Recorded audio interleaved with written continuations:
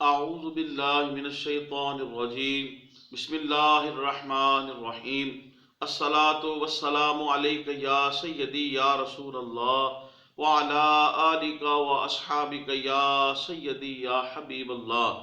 انتہائی واجب الاحترام محترم خواتین و حضرات، تاجدار کائنات صلی اللہ علیہ وآلہ وسلم کی مبارک سیرت طیبہ کا ذکر خیر آپ کے سامنے بیان کرنے کی سعادت حاصل ہو رہی ہے۔ محترم خواتین و حضرات، مدینہ المنورہ کے یہودیوں نے اپنے علماء سے سن رکھا تھا کہ تاجدار کائنات نبی اکرم صلی اللہ علیہ وآلہ وسلم، نبی آخر زمان صلی اللہ علیہ وآلہ وسلم کی تشریف آوری کا وقت قریب آ چکا ہے، اور یہ بھی سن رکھا تھا کہ ان کی بہت ہی زیادہ عظمت اور شان ہے، لیکن باوجود اس کے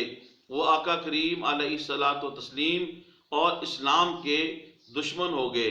یہاں تک کہ اپنی کتابوں کے اندر بھی انہوں نے تبدیلیاں کرنا شروع کر دی اور کمی بیشی شروع کر دی۔ محترم خواتین و حضرات، اسی طریقے سے مدینہ المنورہ کے اندر دو معروف قبیلے تھے، اوس اور خزرج کے نام سے۔ ان دونوں کے درمیان نسل در نسل جو ہے وہ جنگ چلی آتی، لڑائی چلی آتی، خون بہتا، اور جس سے بہت زیادہ قیمتی جانوں کا ضیاع ہوتا، نقصان ہوتا، مال کا بھی نقصان ہوتا۔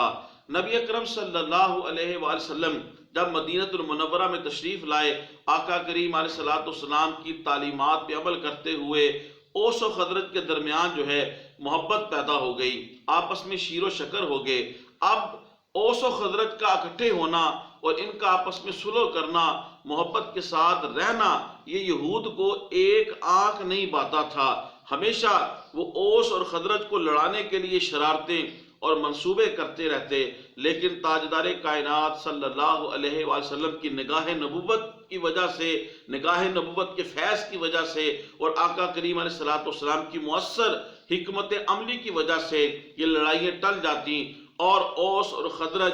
باہمی صلح اور صفائی کے ساتھ اور شیر و شکر ہو کر رہنے لگے۔